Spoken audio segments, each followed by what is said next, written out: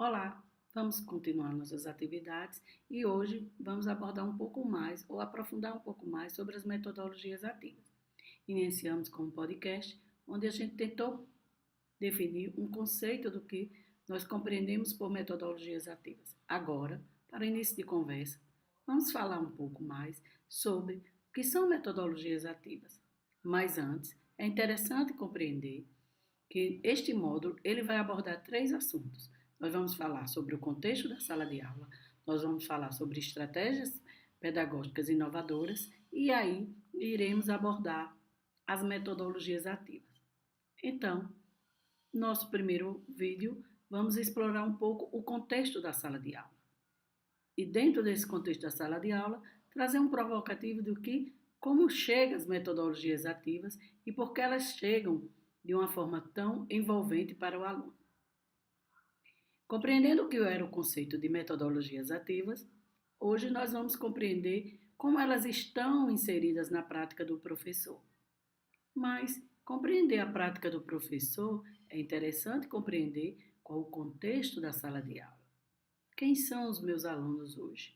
Sejam eles jovens, adultos ou idosos, né?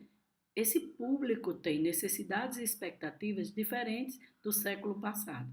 As pessoas buscam agilidade, interatividade, significado.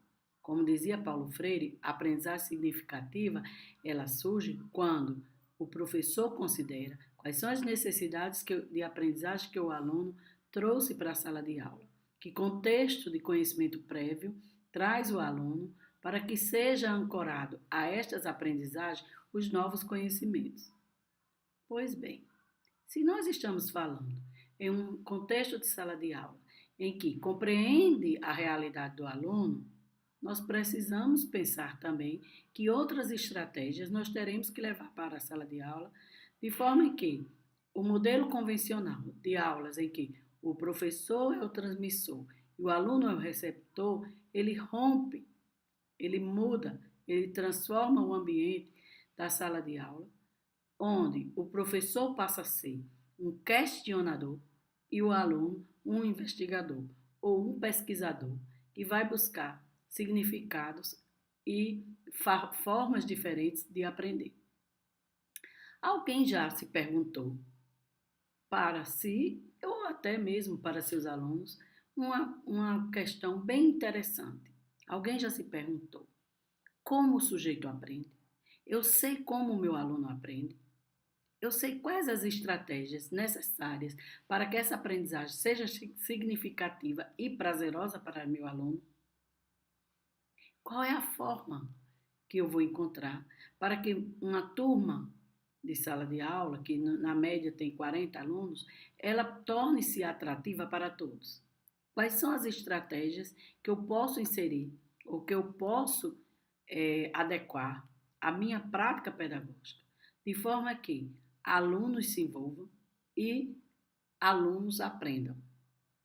Pensando nisso, a gente vai pensar em estratégias inovadoras, né? No contexto da aprendizagem, quando a gente pergunta como o aluno aprende, geralmente ele diz: aprendo melhor quando estou ouvindo música, aprendo melhor quando uso o computador, aprendo melhor quando eu escolho o que quero aprender, aprendo melhor quando eu não fico apenas na cadeira ouvindo o professor.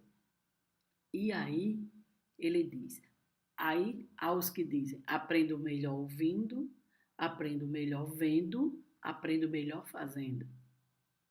E nesse aprender melhor ouvindo, vendo e fazendo, a gente traz muito do que Confúcio disse, né? 400 anos antes de Cristo, que ele falava que o que eu ouço, eu esqueço, o que eu vejo, eu lembro, mas o que eu faço, eu aprendo, ou eu compreendo. Então, se o contexto da aprendizagem, ele envolve o ler, o escrever, por que não envolver também o fazer, o trazer significado para a escrita e para a leitura? Pensando nisso, nós trazemos o contexto da aprendizagem voltada para o aluno, ou aprendizagem centrada no aluno, uma estratégia bem utilizada nas metodologias ativas. Nesse primeiro momento, esse vídeo, ele tem sua característica principal de ser um instigador, um provocador da curiosidade de cada um de dizer que estratégias pedagógicas posso eu inserir à minha sala de aula para que a minha prática seja mais interativa, né, e participativa junto aos alunos. Se a gente for pontuar essas metodologias, a gente vai encontrar, entre tantas, uma das muito discutidas recentemente, né, nessa última década, que são as salas de aulas invertidas. Quando eu falo de sala de aula invertida, automaticamente eu estou trazendo também, junto à sala de aula invertida, o ensino híbrido, onde eu tenho presencial e virtual dialogando em um campo único, um universo em que aluno pode estar, ao mesmo tempo, utilizando tecnologias para aprender. Então, nossa atividade, né, para a próxima aula, o nosso próximo vídeo, ele vai envolver uma discussão sobre que metodologias ativas eu posso inserir na minha prática, considerando a discussão agora que iniciamos sobre sala de aula invertida e ensino híbrido.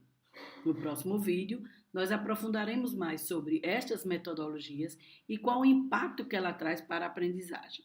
Alguns resultados já têm sido significativos nas escolas quando os alunos se tornam proativos e pesquisadores, onde alunos vão buscar o conhecimento e não o recebem de forma passiva, sem compreender e sem interagir com esse processo. Que tal, a partir de agora, exercitarmos junto com a discussão sobre as metodologias ativas, o nosso protagonismo na busca de novas perspectivas, de trazer a sala de aula mais atraente e mais motivadoras para o aluno. Deixo como desafio a leitura do texto sobre metodologias ativas, nesse campo, a leitura voltada para a sala de aula invertida e